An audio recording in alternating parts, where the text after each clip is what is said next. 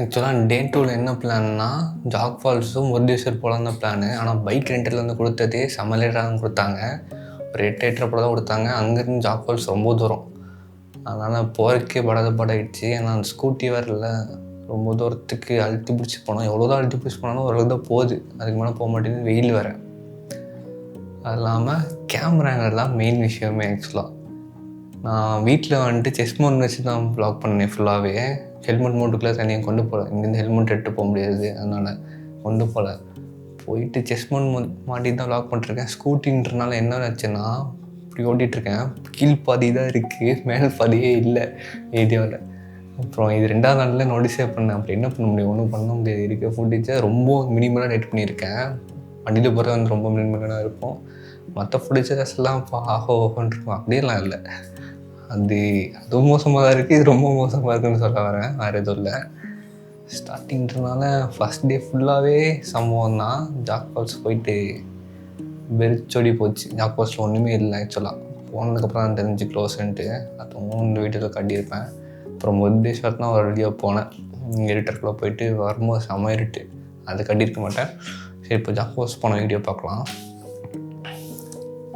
சும்மா எடுத்தோன்னே சொல்லிடுறேன், இந்த மாதிரி ஜாக் ஃபால்ஸை பார்க்கல, கேமராங்க மோசமாக இருக்குன்னு சொல்லிடுறேன். வேறு எதுவும் இல்லை. ரொம்ப எதிர்பார்த்து பார்க்க வேணாம்.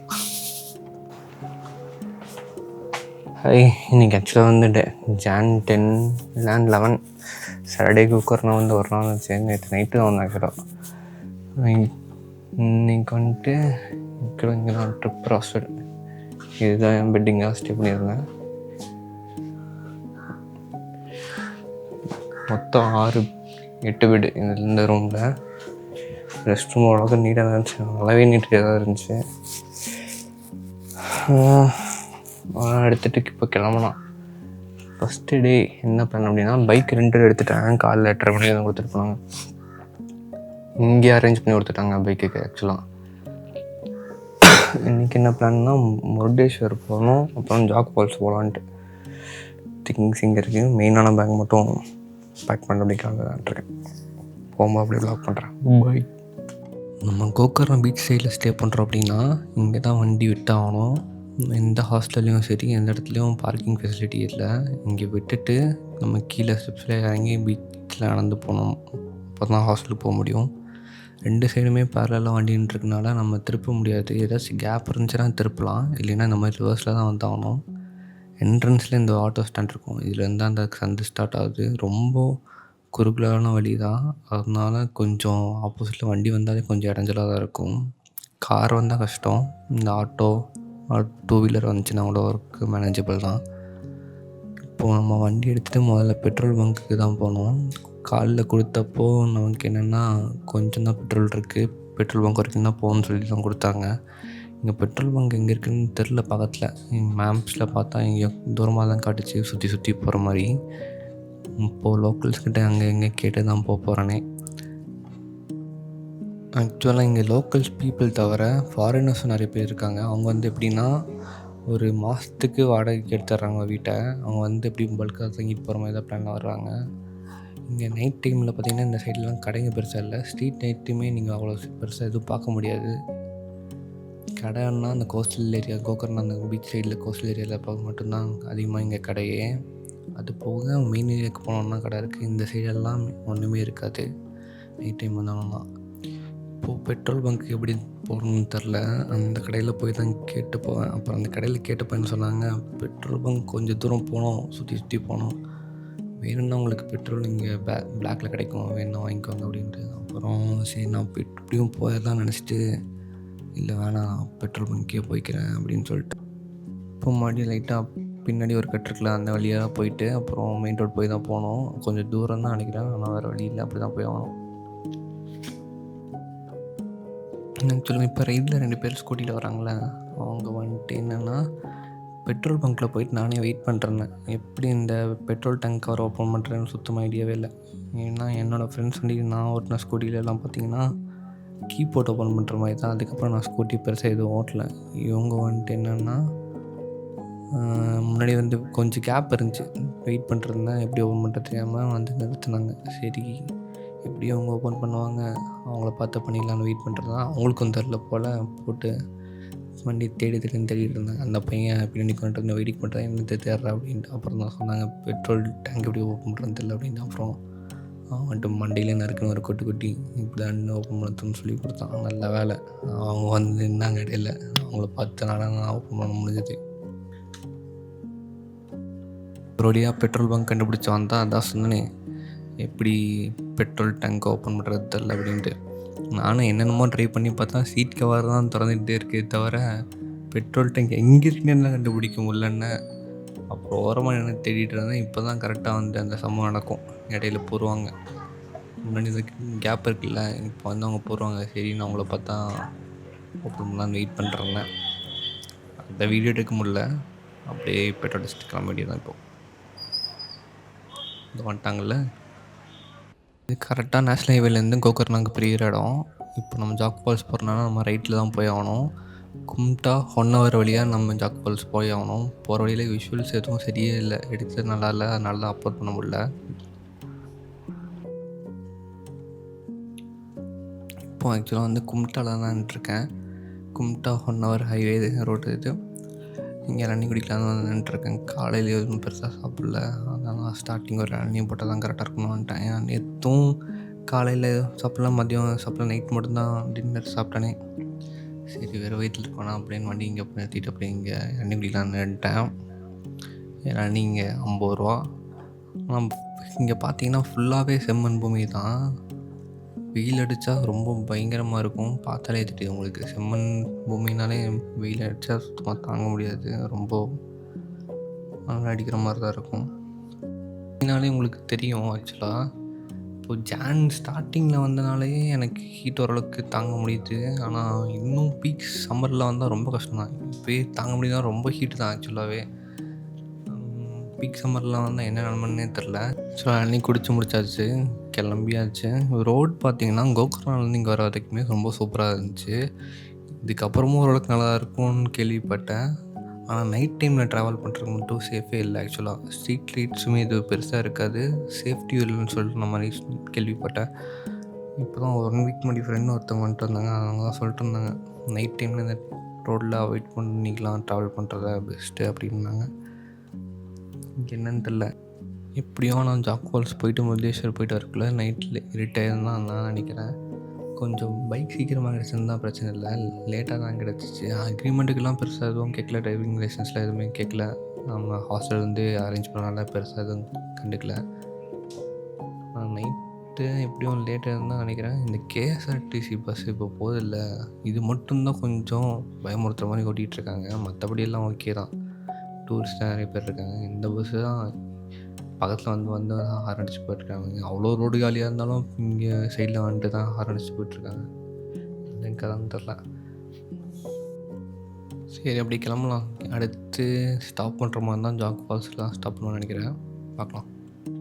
ஆக்சுவலாக நம்ம இப்போது 1 hour தாண்டி கொஞ்சம் தூரம் வந்தோன்னுமே இந்த ஹில்லி ரீஜன் மாதிரி ஆரம்பிச்சிருச்சு. ஆனால் மேலே ஏறாமல் ஃபுல்லாக கீழே இறங்க ஆரம்பிச்சிருச்சு. என்னென்னே தெரில. கீழே போனதுக்கப்புறம் மறுபடியும் மேலே ஏறுமா என்னன்னு தெரில. ஸ்டார்டிங்கில் இப்படி தான் இருக்குது. ஹில்லி ரீஜன் மாதிரி இருந்தாலுமே ஃபுல்லாக செம்மண் பூமியாக இருக்குது. முடிஞ்சளவுக்கு அடித்து பிடிச்சி தான் வரேன். எவ்வளோ ஸ்பீடாக வந்தாலுமே இந்த வண்டியில் ஓரளவுக்கு தான் போக முடியுது. பைக்ஸை எடுத்துருக்கலாம், ஆனால் பேக்கை மாட்டிட்டு செமந்து சுற்றிட்டுருக்கணும் தான் சரி ஸ்கூட்டியே எடுத்தாச்சு. முடிஞ்ச அளவுக்கு ஸ்பீடில் தான் போயிட்டுருக்கேன். ஆனாலுமே வெயில் பயங்கரமாகவே அடிச்சிட்ருக்கு. இதுக்கு எதுவும் பண்ண முடியாதான். இந்த இடம் பார்க்குறதுக்கு கொஞ்சம் நல்லா இருந்துச்சு. சரின்ட்டு நான் ஒரு ரெஸ்ட் எடுத்துகிட்டு தண்ணி குடிச்சிட்டு போகலான்னு இங்கே நின்னேன். நிறையா பேர் டூரிஸ்ட் வண்டியில் வராங்க காலேஜ்லேருந்து. இந்த தான் நிறையா டூரிஸ்ட் பஸ்ஸாக பார்த்தேன். ஃபுல்லாகவே கர்நாடகா, அப்புறம் தெலுங்கானா, கேரளா வண்டி தான் பார்க்கேன். தமிழ்நாடு வண்டி ஒன்றும் கூட பார்க்கவே இல்லை. கோகர்னா வந்ததுலேருந்தே ஒரு வண்டி கூட நான் பார்க்கவே இல்லை.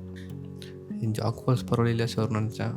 கடைசியில் பார்த்தா என்ட்ரன்ஸுக்கே இது வந்துட்டு ஆக்சுவலாக பேக் சைடாமா. ஃப்ரண்ட் சைட் போனோம்னா இந்த வழியில் போனோம் போல். போனோம் இந்த பிரிட்ஜ் ஒன்று வருது, இந்த பிரிட்ஜை தாண்டி தான் போனோம். சரின்னு இங்கே இதை பார்த்துட்டு தண்ணி நிறையா இருக்குது, ஃபால்ஸ்லேயும் நிறையா தண்ணி இருக்கும்னு நம்பினேன். ஆனால் இந்த இடம் பார்க்குறதுக்கு ரொம்ப சூப்பராக இருக்குது. மழை லைட்டாக ஸ்டார்ட் ஆகிற டைமில் வந்தால் ரொம்ப பயங்கரமாக இருக்கும். ஹெவி ரெயின் டைமில் வந்தால் ரொம்ப ரிஸ்க் தான் எடுத்துருச்சு. இப்போது சம்மர் சீசன் ஆரம்பிக்கல. இது தான் கேட்டால் சீசன் டைம்னு சொல்கிறாங்க. அப்புறம் ஏன் தண்ணியே இல்லைன்னு தெரில. ரொம்பவே கம்மியாக இருக்குது. ஆக்சுவலாக மூவிங் வாட்டர் இல்லை, உங்களுக்கு பார்த்தா தெரியும். கொஞ்சம் ஸ்டேபிளாக இருக்க மாதிரி தான் இருக்குது. சரின்ட்டு வண்டி அப்படி எடுத்துகிட்டு புறப்பட்டாச்சு. ஸ்ட்ரெயிட்டாக போனோன்னா அங்கே தான் என்ட்ரன்ஸ் வருது. இதுதான் என்ட்ரன்ஸ் மாதிரி. ஆக்சுவலாக வெல்கம் டு ஜாக் ஃபால்ஸ்னு போர்டு வச்சுருக்காங்க. நான் ஆக்சுவலாக ஜாக் ஃபால்ஸை தாண்டியே போயிட்டேன். ஆனால் நோட்டீஸ் அப்பெல்லாம் போயிட்டு இந்த இடத்துல நின்று தான் பார்த்தேன். ஜாக் ஃபால்ஸுக்கு முன்னாடி ஒரு கட்டில் திரும்பிக்கணும் போல். பாட்டுக்கு அப்படியே வந்துட்டேன். சரி, இந்த இடம் பார்க்குறதுக்கு நல்லா இருந்துச்சு, தண்ணியெல்லாம் ஃப்ளோ ஆகிட்டு இருந்துச்சுன்னு பார்த்தா போட் ஹவுஸ் மாதிரி நினைக்கிறேன். இது மேலே ஏறுறதுக்கு இப்போ தான் எனக்கே தெரிஞ்சிச்சு. நான் கூட சும்மா யாருமே யூஸ் பண்ணாத இடம் இப்படி நினச்சேன். ஆனால் யாருமே யூஸ் பண்ணல தான், சும்மா தான் இருக்குது. நான் மட்டும் தான் இப்போ போகிறேனே. ஒருவேளை ஒட்டவில்ன்ட்டு யாரும் வரலையான்னு தெரில. சும்மா இந்த வரைக்கும் மேலே ஸ்ட்ரெயிட்டாக போயிட்டு லெஃப்ட் எடுத்தோம்னா ஒரு இடத்துக்கு போகுது. எங்கே போகுதுன்னு தெரில. சும்மா இந்த பிரிட்ஜில் அப்படியே நடந்து பாட்டு நான் திரும்பிட்டேன். இங்கே ஏறின அப்புறம் ஸ்ட்ரெயிட்டாக உங்களுக்கு தெரியும், அங்கே பார்த்தீங்கன்னா போட்டில் சுற்றிட்டுருக்காங்க. சின்ன சின்ன போட்டில் சுற்றிட்டுருக்காங்க. அப்புறம் தான் தெரிஞ்சு இது போட் ஹவுஸ் அப்படின்ட்டு. இது அபேண்டன்னா என்னன்னு தெரில. கீழே போர்டு வச்சுருப்பாங்களே, இல்லைன்னா போகாதீங்க, ஏதாச்சும் துரு பிடிச்சிருக்க அந்த மாதிரி ஏதாச்சும்னா போட்டிருப்பாங்க. எதுவுமே போடல. பாட்டுக்கு சும்மா ஏறி பார்க்க மாட்டேன். ஸ்ட்ரெயிட்டாக போனால் அந்த சைடு சும்மா லைட்டாக ஃபாரஸ்ட் ஏரியா மாதிரி போகுது. கீழே பார்த்தீங்கன்னா தண்ணி ஃப்ளோ ஆகிட்டுருக்கு. போட் ஹவுஸ்லேருந்து வரவங்க இவ்வளோ தூரம் வர மாதிரி தான் தெரில. சும்மா பக்கத்தில் அங்கேயே ரவுண்ட் அடிச்சுட்டு அப்படியே திரும்பிடுவாங்கன்னு நினைக்கிறேன். நான் சரி சும்மா அது வரைக்கும் போயிட்டு வரலான்னு தான் போனதே. நான் யாராச்சும் ஆட்கள் இருப்பாங்கன்னு நினச்சேன். ஒருத்தரும் கூட கண்ணுக்கு தெரில. வண்டி எதுவுமே நிற்கல தான். அங்கேயே பார்த்துருப்பீங்க, என் வண்டி மட்டும் தான் நின்றுருக்குது. ஆனாலுமே உள்ள சைட்லேருந்து ஏதாச்சும் சுற்றிக்கிட்டு வருவாங்க, ஏதாச்சும் பண்ணிட்டுருப்பாங்க நினச்சா. ஒன்றுமே இல்லை, சும்மா காலியாக இருக்குன்னு இடம். எதுக்கு இருக்குன்னு தெரில. சரி, நானும் வந்ததுக்கு சும்மா பார்த்துட்டு போகலான்னு இறங்கி வண்டி இவ்வளோ தூரம் வந்துட்டு சும்மா பார்த்துட்டு அப்படியே ரிட்டர்ன் பண்ணி கிளம்பிட்டேன். கஷ்டப்பட்டு முக்கி ஜாக் ஃபால்ஸ் வரைக்கும் வந்து பார்த்தா இங்கே ஆக்சுவலாக ஒரு ரினோவேஷன் ஒர்க் போயிட்டுருக்கு போல். க்ளோஸ் ஆகிடுச்சு. ஆக்சுவலாக லோக்கல்ஸ் இருக்கவங்களுக்கு கேட்டு தானே வந்தோம். ஆனால் அவங்களுக்கு தெரிஞ்சிருக்குது. ஏன்னா 1ஆம் தேதிக்கு மேலே தான் முடிக்காங்கன்னு நினைக்கிறேன். எனக்கு தெரிஞ்சு அதான் போட்டிருக்காங்கன்னு நினைக்கிறேன். மேபி மார்ச் தான் ஓப்பன் பண்ணுவாங்க. இங்கே இருக்கவங்ககிட்ட கேட்டப்போ அதான் மார்ச்சில் ஓப்பன் பண்ணுற மாதிரி சொன்னாங்க. அவங்க போட்டிருக்கிறதுவான்னு தெரில. நானும் அதை நினச்சி காட்டினேன். இப்போது உங்களுக்கு இப்போ ஒரு வீடியோ காட்டுறேன். அதை மட்டும்தான் இங்கே ஜாக் ஃபால்ஸ்ன்னு சைடில் நட்டி பார்க்க முடியும். இப்போ ஜாக் ஃபால்ஸ் வந்தால் இதுதான் ஜாக் ஃபால்ஸு இவ்வளோதான் தெரியும். பார்த்துக்கோனா எவ்வளோ அண்டோம். அவ்வளோ தூரத்துலேருந்து கஷ்டப்பட்டு வந்தால் என்னடா சொல்கிறீங்கன்னு தான் இருந்துச்சு ஆக்சுவலாக.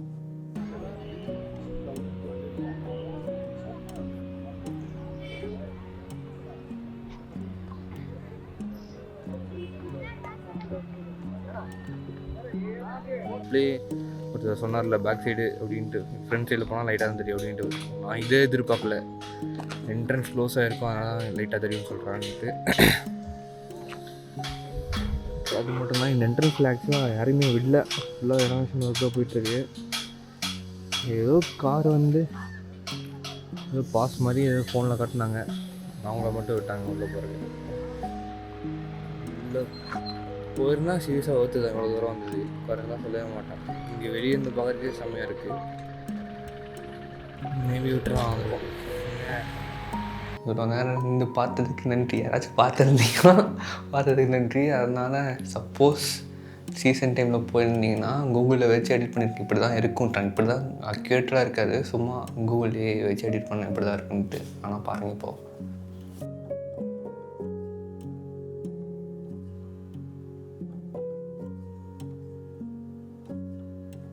முருடேஸ்வர் தான். சரி, இப்போ சாப்பிட்டு வேணால் கண்டினியூ பண்ணுறேன். போகும்போது பார்த்திங்கன்னா இந்த மாதிரி வியூ பாயிண்ட் ஒன்று இருக்கும். மேலே ஏறி பார்த்திங்கன்னா சூப்பராக இருக்குது வியூ. மேலே வந்துட்டேன். இப்போ இங்கேருந்து பார்த்தா எந்த வியூ ஃபுல்லாகவே கீழே தண்ணி போகிறது நல்லாவே தெரியும். ஃபுல்லாக மழை கீழே தண்ணி போகிறது வந்து பார்க்குறக்கே செம்மையாக இருந்துச்சு. கீழே அப்படியே குனிஞ்சு பார்த்தா ஃபுல்லாக டீலாக தான். கேமரா போட்டோன்னா அவ்வளோதான், முடிஞ்சு போச்சு. சும்மா போகிற வழியில் அப்படியே ரோட்டுக்கு ரைட் சைடில் இருக்கும். நீங்கள் சும்மா அப்படியே வண்டியை நிறுத்திட்டு 2 நிமிஷம் நின்று பார்த்துட்டு போகலாம். ஒருத்தர் தான். ஃபால்ஸாக தான் ஒன்றும் பார்க்கல. சரி, அட்லீஸ்ட் இங்கேயாச்சும் ஏதாச்சும் பார்க்கலான்னு தான் சரி நேரி வந்தேன். ஸ்கூட்டி கீழே நிறுத்தியிருக்கேன், அப்படியே எடுத்துகிட்டு கிளம்ப வேண்டியதான் அடுத்த முருடேஸ்வருக்கு. ஒரு வழியாக சாப்பிட்டு முடிச்சாச்சு. காலையில் சாப்பிடாம எப்படியோ கரெக்டாக ஒரு 4-4:30 இருக்கும். இப்போதான் சாப்பிட்டு முடிச்சிட்டேன். இந்த ரெஸ்டாரண்ட்டில் தான் சாப்பிட்டேன். இது ஒரு அண்ணா வெளியே வராருல, அவர் தான் சர்வ் பண்ணார். தகவல் முடிச்சேன். ரெஸ்டாரண்ட் பேர் நியூ ராமேஸ்வரம். மேபி எனக்கு தெரிஞ்சு இந்த சைடு வந்தீங்கன்னா இங்கேயே சாப்பிட்லாம் தான் நான் சொல்லுவேன். சைடு போகிற மாதிரி இருந்தீங்கன்னா வெஜ் ஹோட்டல் தான். நான் மசாலா தோசை சாப்பிட்டேன். ஆனால் சாம்பார் நிறைய பேர் சொல்லுவாங்கள்ல, இந்த கொஞ்சம் அப்பர் நார்த் வர வர ஸ்வீட் ரொம்ப ஸ்வீட்டாக இருக்கும் அப்படின்ட்டு, அந்த மாதிரிலாம் எதுவும் இல்லை. நார்மலாக நான் சாப்பிட்ற அளவுக்கு தான் இருந்துச்சு. மசாலா தோசையும் நல்லா தான் இருந்துச்சு. சாப்பிட்டபடி கிளம்பி முருடேஸ்வர்கிட்டே வந்துட்டோம். இதுதான் முருடேஸ்வர் என்ட்ரன்ஸ் ஆர்ச். இதுலேருந்து ஸ்ட்ரெயிட்டாக போனால் இங்கே ஒரு குளம் வரும். அங்கேருந்து குரோபுரம் நல்லாவே தெரியும். இதுதான் ஆக்சுவலாக அந்த குளம் ரைட்டில் பார்க்குறது. இதுலேருந்து ஸ்ட்ரெயிட்டாக போனோம்னா நம்ம கோபுரத்தை அமைச்சிரும். நமக்கு ரொம்ப தூரத்துக்கு முன்னாடி இந்த கோபுரம் லைட்டாக தெரியும். இங்கே கடைங்களாக இருக்கனால பெருசாக தெரில. இப்போது கொஞ்சம் தூரத்தில் வந்து தெரிய ஆரம்பிச்சிடும். அந்த கோபுரத்தோட ஹைட் என்னென்னு பார்த்தீங்கன்னா 238 அடி. இதோ ஸ்ட்ரெயிட்டாக தெரியுது தான். செம்ம பெரிய கோபுரம். இதுக்கு பின்னாடி சிவன் பெரிய சிலை இருக்குது. கோயில் இருக்குது. கோயில் பின்னாடி இன்னொரு சிவன் பெரிய சிலை இருக்குது. அதுக்கு வந்துட்டு நம்ம இந்த கோபுரத்தோட 18வது ஃப்ளோர் வரைக்கும் இருக்குன்னு நினைக்கிறேன். 17-18 அங்கே போய் நின்றுட்டு நம்ம ஆக்சுவலாக அதை பார்க்க முடியும். அதுக்கு என்ட்ரி ஃபீஸு கம்மி தான், ஒரு 20-50 கரெக்டாக ஞாபகம் இல்லை, அந்த ரேஞ்சில் இருந்துச்சு. எலிவேட்டர் இதில் நம்மளை கூப்பிட்டு போவாங்க. போய் சாமி கும்பிட்டு அப்புறம் நான் போய் காட்டுறேன்.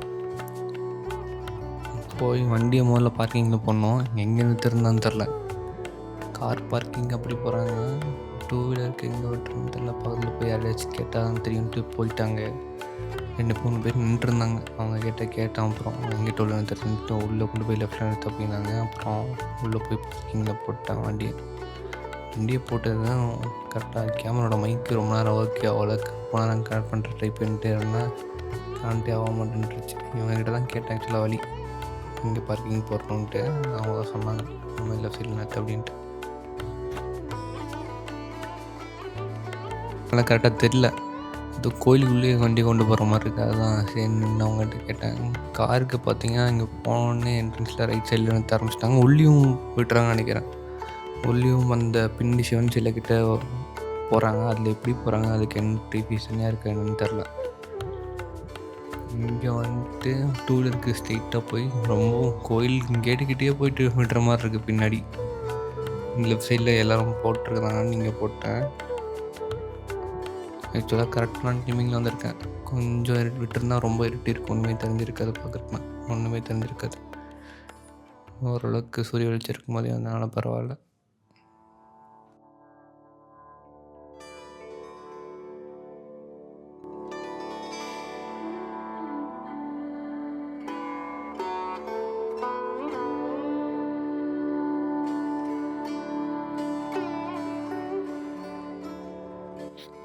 இந்த வழியாக தான் உள்ளே போய் ஆகணும்.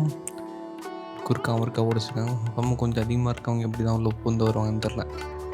லெஃப்ட் சைடில் ஓரத்தில் போனீங்கன்னா ஸ்லிப்பர் வர்றதுக்கு தனியாக ஓரத்து இருக்குது. ஃப்ரீ தான் ஆக்சுவலாக. அங்கே போய் விட்டுட்டு நம்ம போய்க்கலாம். அங்கே தான் இப்போ போயிட்டுருக்கேன்.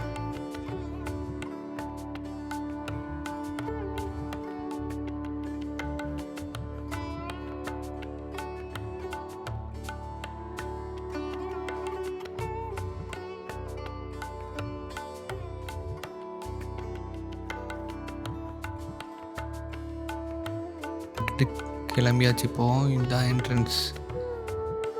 ஞான பெரிய சிலை 2 சைடு வச்சுருக்காங்க. அது 138 அடி கோபுரம்.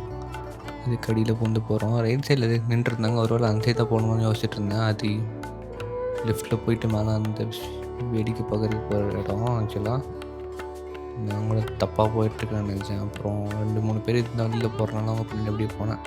இதோ இந்த சைடு தான் 2 எலிவேட்டர் இருக்குது. 2 இடத்துல அப்படியே போயிட்டு வந்துருக்காங்க. போயிட்டு உள்ள சாமி கும்பிட்டு நானும் அப்படியே இதுலேயும் ஒரு ரவுண்ட் அடிக்க வேண்டியதுதான். இதுலேயும் 2 லைன் போயிருந்துச்சு. ஸ்ட்ரீட்டாகவே போகலான்னு போட்டுருந்துச்சு. ஸ்ட்ரீட்டாக போயிட்டேன். ஸோ கேமரா அலோடு இல்லை போல். இங்கேயே போர்டில் ஸ்ட்ரெயிட்டாக போட்டிருக்காங்க. நான் கவனிக்கல. நான் பாட்டுக்கு கொஞ்சம் எடுத்துகிட்டு போயிட்டேன்.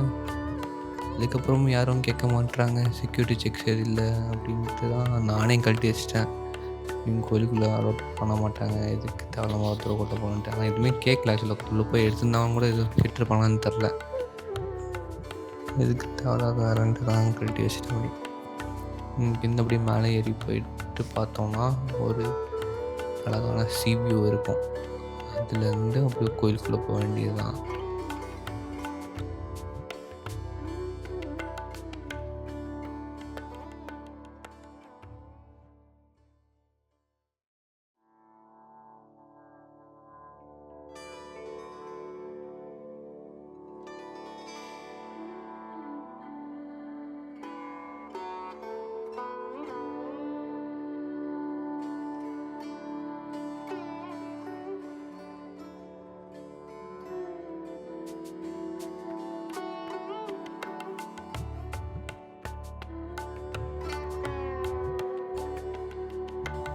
இதுதான் ஆக்சுவலாக நான் சொன்னது. லெஃப்ட்டில் வந்தால் இங்கே தான் வருவோம்.